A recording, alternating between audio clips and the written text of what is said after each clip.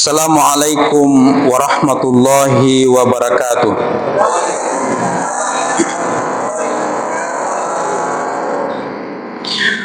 Alhamdulillahilladzi bi ni'matihi tatimmus shalihat wa bi fadlihi tatanazzalul khairat wal barakat wa bi taufiqihi tatahaqqaqul maqasid wal ghayat.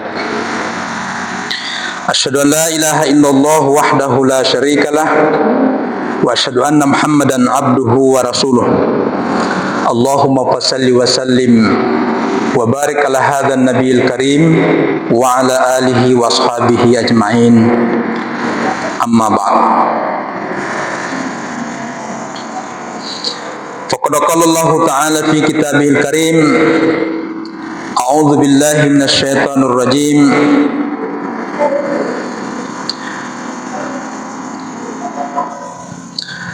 Alladzina amanu wa tatma'innu qulubuhum bi dzikrillah.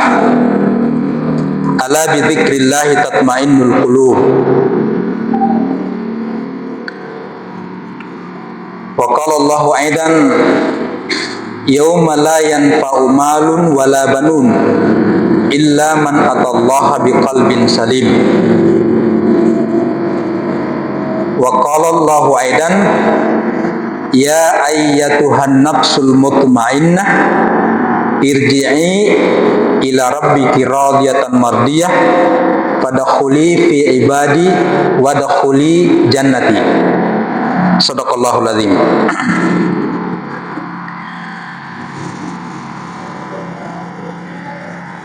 Beberapa ayat yang saya bacakan tadi, ayat terakhir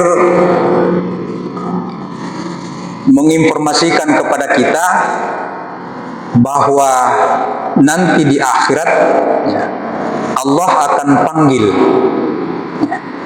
lanakiyu fisallang Allah Ta'ala hamba-hambanya. Siapa yang dipanggil dalam ayat ini? Ya ayyatuhan nafsul mutmainnah, wahai hamba-hambaku yang punya jiwa, yang punya kalbu, yang punya hati yang tenang. Hati yang tenang dalam ayat yang lain itu disebutkan dengan qalbun salim, hati yang sehat.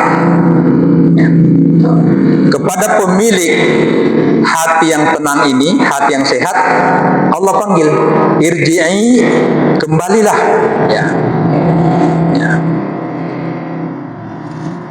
Irji'i, kembalilah.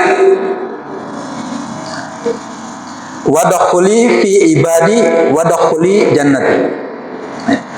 Kembalilah, masuklah ke dalam golongan hamba-hambaku, dan masuklah ke dalam surgaku.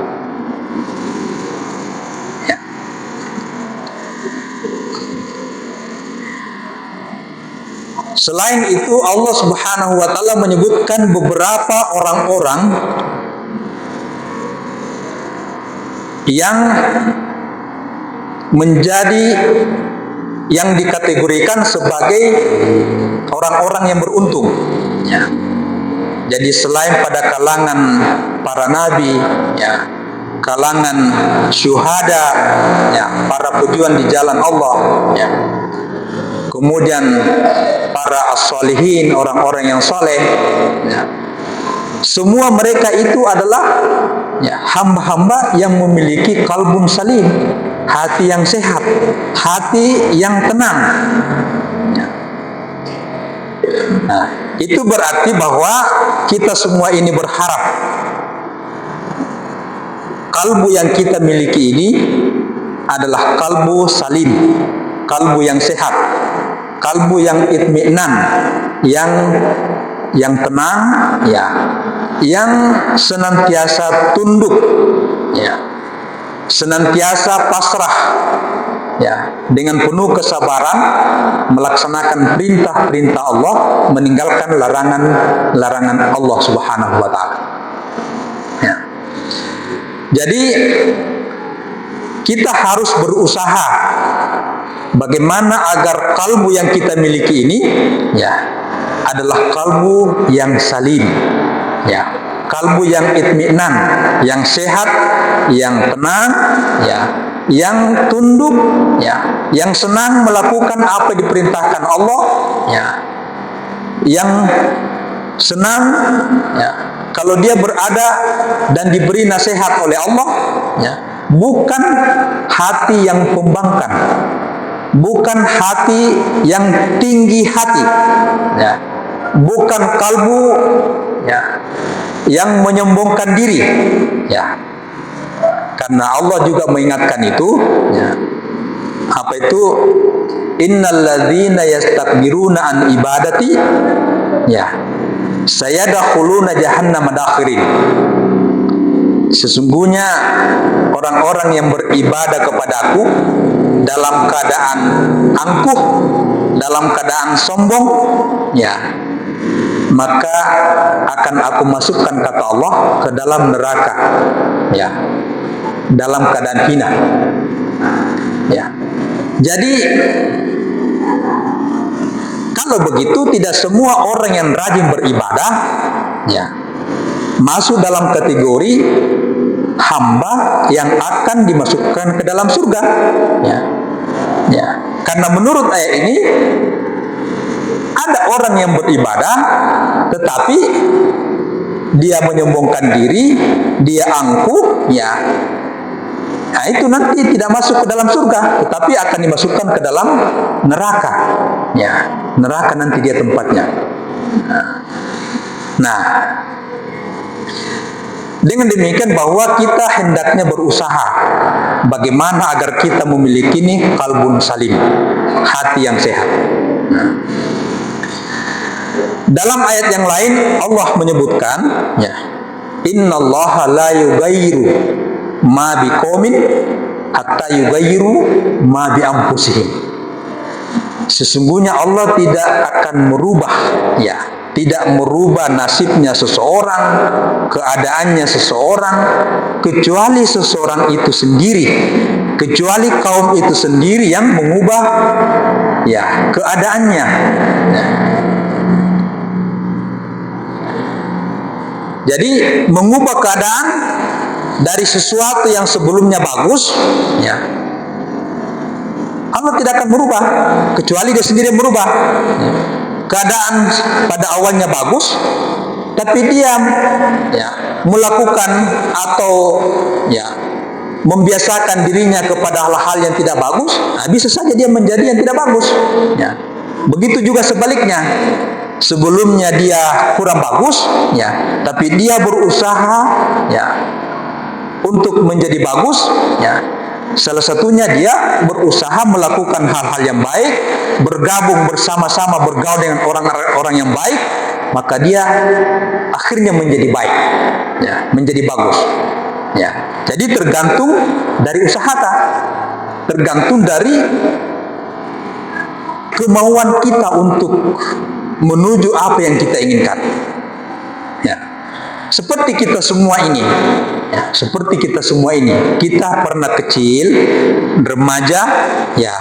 Jadi, ya, kita punya, ya, anak-anak ini kemanakan dan cucu-cucu, ya. Kita pernah begitu, ya. Kita menjalani hidup, ya. Tentu berbeda-beda aktivitas kita, ya. Dan mungkin juga target kita juga berbeda-beda, ya. Alhamdulillah. Jadi kalau saya, ya, lahir di Ganram Batu tahun 1971, ya. Waktu itu kita, ya, hidup tidak seperti sekarang ini.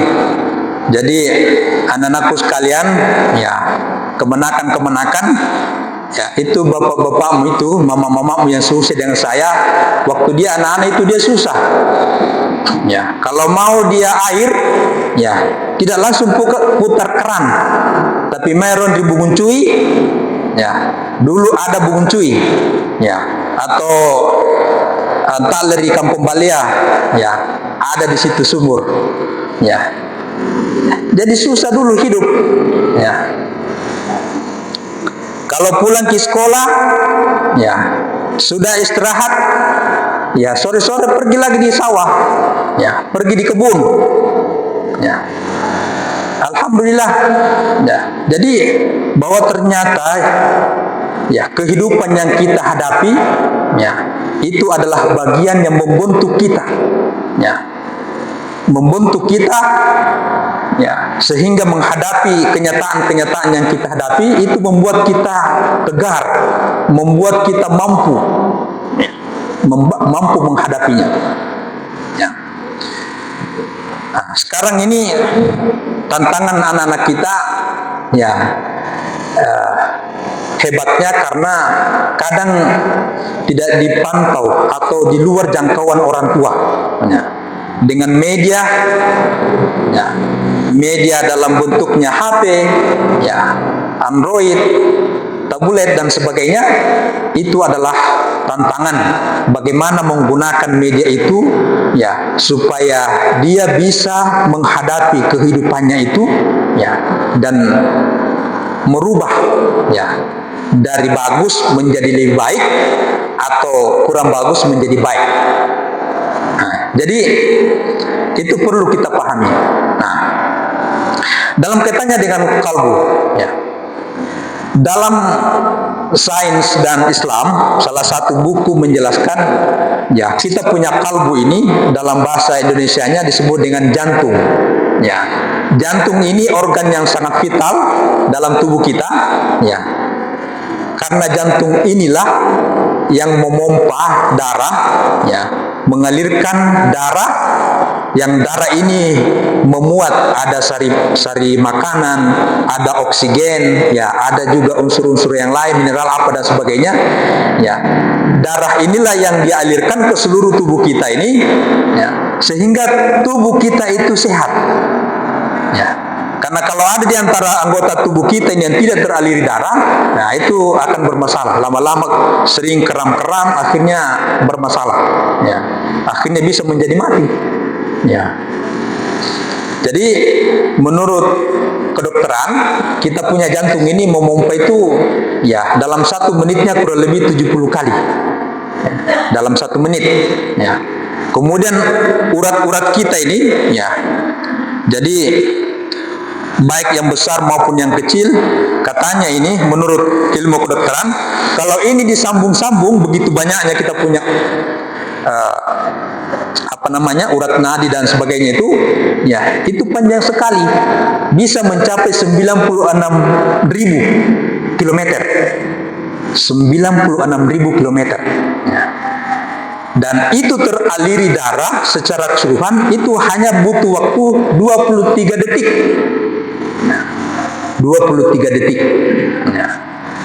Nah, ini fungsinya jantung kita. Ya. Kalau di rumah sakit kita lihat, kalau ada orang yang sudah sakarat dipasangi deteksi jantung, kalau masih begini-begini berarti masih ada harapan. Tapi kalau sebegini-begini, ya innalillah. Ya. Begitu pentingnya kita punya organ ini. Ya. Jadi ini perlu dijaga. Perlu dijaga kita punya jantung ini secara fisik. Ya. Secara fisik kita jaga jantung kita. Ya. Bagaimana menjaganya? Ya. Dihindari yang bisa merusak dia. Ya. Antara lain yang bisa merusak kata dokter. Ya. Merokok terlalu banyak. Begadang terlalu sering. Ya, jadi merokok, ya, begadang terlalu sering, ya, termasuk terlalu banyak kita konsumsi makanan-makanan yang mengandung lemak, banyak lemak, ya. Tiap hari makan coto, ya, makan kondro, ya, jangan tiap hari. Hari ini kita, besok teman lagi suruh pergi makan coto, lusa tetangga lagi suruh makan coto. Jadi kita 1 minggu pergi lagi, misalnya. Ya, jangan kita tiap hari, karena makanan nanti akan memproduksi, ya, banyak lemak. Kalau banyak lemak di dalam darah kita, ini merepotkan jantung yang memompa. Ya, jadi sekali-sekalilah makan coto. Ya, sekali-sekali kita makan gantala. Ya, nah itu bagus. Ya, sehat. Nah, jadi perlu dijaga. Kalau jantung kita bermasalah, kata kedokteran, itu banyak penyakit yang bisa timbul. Beberapa penyakit, antara lain, hipertensi, selalu darah tinggi. Darah tinggi juga kalau tidak terkontrol, ini menyembuhkan penyakit lain. Kemudian obesitas, kegemukan. Kalau kegemukan juga itu bisa bermasalah juga. Kemudian gula, penyakit gula. Kalau tidak kita pelihara, kita tidak jaga, kita punya jantung ini. Dari segi fisik, jadi dari segi fisik kita juga harus jaga. Karena itu, kita perlu memang berusaha dan cari tahu cari tahu bagaimana itu makanan yang sehat. Bagaimana itu makanan sehat. Paling tidak unsurnya ada karbohidrat, ada sayuran, ada unsur lemaknya, ada unsur buahnya. Tidak apa-apa lah pisang, lebih banyak yang kita konsumsi buah sarikaya. Mudah-mudahan masih ada sarikaya porong di. Kalau ada itu saya mau bawa, kalau ada. Tapi kalau tidak ada, tidak apa-apa aja.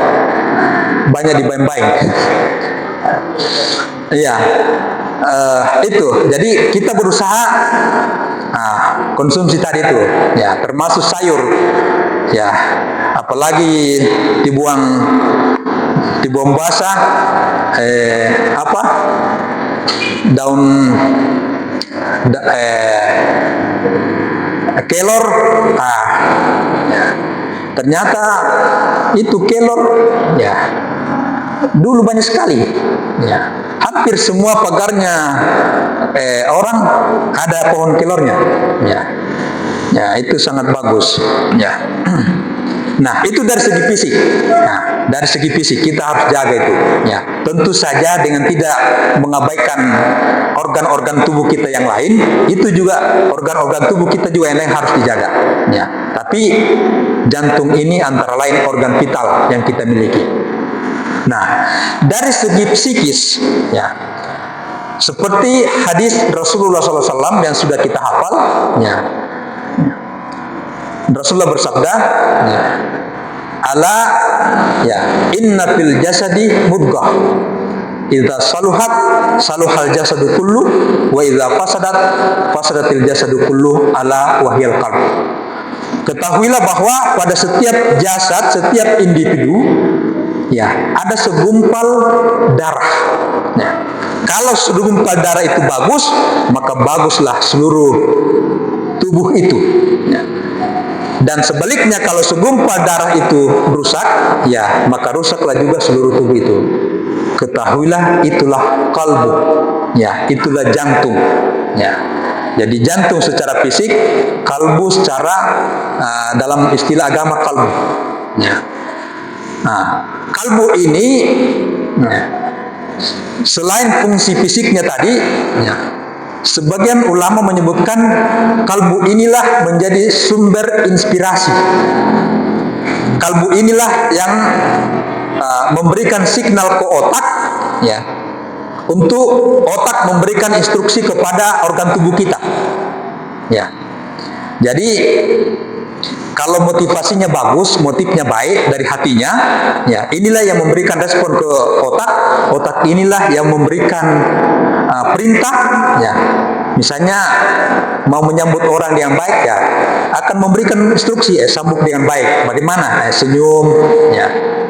Tapi kalau instruksi dari kalbu ini, signal ke otak ini tidak begitu, itu juga mungkin dia senyum, tapi senyumnya bukan senyum yang tulus. Itu menurut ilmu pengetahuan, kalbu inilah yang memberikan signal ke otak, lalu otak memberikan instruksi ke organ tubuh kita.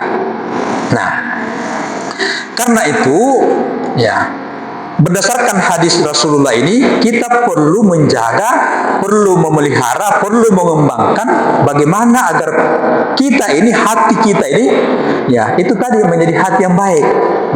hati yang selalu tulus, ya, hati yang sabar, hati yang ya, yang sopan dan seterusnya. Ya. Nah, dalam beberapa ayat, termasuk ayat yang kami kemukakan tadi, ya, bahwa ala bidzikrillah tatmainnul qulub, ya, dengan mengingat Allah, ya, itu akan membuat hati kita tenang. Ya. Hati yang tenang ini, ya, dengan beberapa indikatornya, hati yang tenang itu, ya, itu menerima dan mau melaksanakan perintah Allah, meninggalkan larangan Allah. Hati yang tenang itu, ya, senang kalau dia dinasihati, ya, senang kalau dia diingatkan, ditunjukkan kepada yang benar. Ya. Hati yang sehat ini, ya, siap menerima, ya, apa yang Allah tetapkan bagi dirinya.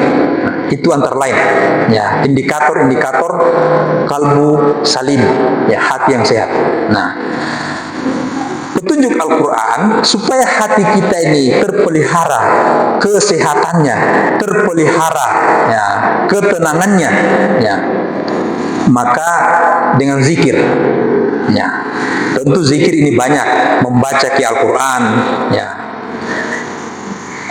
Ibu-ibu, bapak-bapak, saya kira kita sudah menargetkan dalam Ramadan ini minimal 1 kali tamat, ya. Tapi jangan puas sampai di situ. Ya. Mudah-mudahan Ramadan yang akan datang, ya, tapi tanpa menunggu Ramadan yang akan datang, berikutnya kita lagi berusaha membaca ayatnya sekaligus baca terjemahnya. Nah, baca terjemahnya, ya, supaya bertambah pengetahuan kita. Nah, dan kalau kita ada kecenderungan marah, ada persoalan, ya, makin ambil Al-Quran, baru kita baca, lalu kita baca terjemahnya. Insya Allah itu hilang itu yang kita pikirkan, ya. Dan sebuah hadis mengatakan yang paling besar memberikan persoalan terhadap jantung kita itu dari segi psikis itu adalah marah, marah, ya. Karena itu Nabi mengatakan apa itu, la tagdak, ya, lakal jannah, ya. Jadi ada sahabat bertanya, ya, lalu Rasulullah menjawab, jangan marah, ya, maka bagimu surga. Ya. Jadi coba-coba kita latih dengan diri kita sendiri nih. Mungkin dalam 1 bulan jangan kita mau marah, ya. Jangan biarkan diri kita marah, sekalipun ada yang bikin marah kita. Ya. Nah, dengan asumsi tadi, ya, dengan melatih diri kita itu, artinya kalau kita mampu menahan diri tidak marah, itu artinya kita menerima takdir, kita menerima ketetapan Allah Subhanahu wa Ta'ala, dan itulah salah satu, ya, rukun dari keimanan kita, itu menerima takdir, ya. Jadi bukan berarti kita tidak marah lalu kita membiarkan hal-hal yang negatif yang dilakukan orang-orang di sekitar kita atau kepada kita, bukan. Tetap saja kita menasihati, tetapi kita tahan ini supaya kita tidak marah, ya. Kita menasihatinya, kita menunjukkannya mana yang benar, dan kita melarangnya mengulangi hal yang sama, hal yang tidak baik itu, ya. Ini. Jadi zikir banyak, ya. Membaca Al-Quran, mengucapkan kalimat-kalimat, ya, pujian kepada Allah, ya. Tetapi Al-Quran menyatakan, ya, zikir yang paling besar itu, yang paling agung itu adalah salat, ya. Zikir yang paling tinggi adalah salat, ya. Salah satu firman Allah, ya, Allah berfirman, innani anallah la ilaha illa ana fa'budni, ya, wa aqimis sholata li dzikri, ya. Jadi kata Allah, innani anallah, saya ini Allah, la ilaha illa ana, tidak ada Tuhan selain saya, kata Allah, ya. Fa'budni, ya, sembahlah aku, ya, wa aqimis sholata li dzikri, ya. Tunaikanlah salat, ya, untuk mengingat, ya. Jadi beribadah kepada Allah banyak, ya, yang Allah sekaligus Rasulullah contohkan, ya, dalam beribadah kepada Allah. Salah satunya adalah salat, dan salat ini adalah zikir, ya, zikir yang paling besar, zikir yang paling agung, ya. Dalam ayat yang lain, ya, Allah berfirman, "Utlu ma uhiya ilaika minal kitab wa aqimis shalah innas sholata tanha 'anil fahsya'i wal munkar wa la dzikrullahi akbar wallahu ya'lamu ma tasna'un." Jadi bacalah apa yang Allah wahyukan kepada kalian dalam kitab, dirikanlah salat. Ya, salat itu mencegah, ya, perbuatan keji dan mungkar. Wala dzikrullahi akbar, ya, dan berzikirlah, ya, kepada Allah itu adalah yang terbesar, akbar. Ya, zikir yang terbesar. Ya. Dan Allah Maha mengetahui apa yang kalian kerjakan. Nah, jadi sholat, ya, karena itu juga sering kita dengarkan nasihat dari ustaz kita, guru-guru kita, ya, kalau kita lagi ada masalah, ya, sholatlah, kita tumpahkan, kita mengadu kepada Allah, ya, dalam sholat kita, ya, kita terutama ketika kita sujud terakhir, ya, kita mengadu kepada Allah apa masalah kita. Ya, jangan mengadu ke Facebook, jangan mengadu ke status, ya, supaya orang tidak ketahui masalah kita. Ya. Sekalipun, ya, kita semua ini ada semua di masalah kita. Bukan cuma ibu yang punya masalah, kita juga ini bapak-bapak banyak masalahnya. Ya, jadi kita mengadu kepada Allah. Ya, sudah kita salat, kita zikir lagi, baca berdoa, ya, itu. Ya. Dan Allah sudah menyebutkan, ya, dalam ayat yang lain Allah berfirman, "Wasta'inu bis-sabri was-shalah, ya, wa innaha lakabiratun illa al-khashiin." Ya. Jadi sahabat dan salat itu memang tidak mudah. Ya. Tidak mudah. Disitulah kita harus terus berupaya. Terus kita berjuang. Ya. Mudah-mudahan dalam salat kita, ya, itu bisa dikategorikan sebagai salat yang khusyuk. Ya. Ya, salat yang khusyuk. Qad aflahal mu'minun alladzina hum fi salatihim khashi'un. Sungguh beruntung orang yang beriman, ya, yang mereka dalam salatnya khusyuk. Ya. Nah, Bapak Ibu rahimakumullah, inilah yang kita latih dalam bulan suci Ramadan ini. Ya. Di samping kita berpuasa untuk melatih, ya, potensi-potensi jiwa kita ini, kalbu kita ini menghadapi, ya, kenyataan hidup, juga melatih kita untuk banyak sholat. Ya, jadi sholat tarawih ini spesial, hanya ada di bulan suci Ramadan. Ya, mudah-mudahan tena jakal lata tarawih, kecuali ibu-ibu yang memang berhalangan. Ya. Itu indikator bahwa, ya, peningkatan kualitas dan kuantitas sholat ini, ya, ini sangat memberikan potensi untuk menuju kepada insan muttaqin, manusia yang takwa. Ya, manusia yang takwa tentu saja yang didasari karena dia memiliki qalbu salim, hati yang sehat. Saya kira inilah Bapak Ibu yang saya hormati, ya, mudah-mudahan kita jadikan, ya, sebagai bagian untuk selalu kita upayakan bahwa hidup ini memang harus diusahakan, ya. Kebaikan itu harus diusahakan, ya. Dan menghindari hal-hal yang negatif itu juga harus kita usahakan, ya. Ya, siapapun bisa terjerumus ke dalam hal-hal yang negatif kalau dia sendiri mengabaikan dirinya terjerumus ke dalam hal-hal yang negatif itu. Dan mudah-mudahan Ramadan ini, ya, menjadi bagian yang membentuk pribadi kita memiliki qalbun salim, ya, qalbun al-itminan, ya, menjadi modal untuk kita menapaki hidup di dunia dan di akhirat kelak. Hadanallahu wa iyyakum ajmain. Assalamualaikum warahmatullahi wabarakatuh.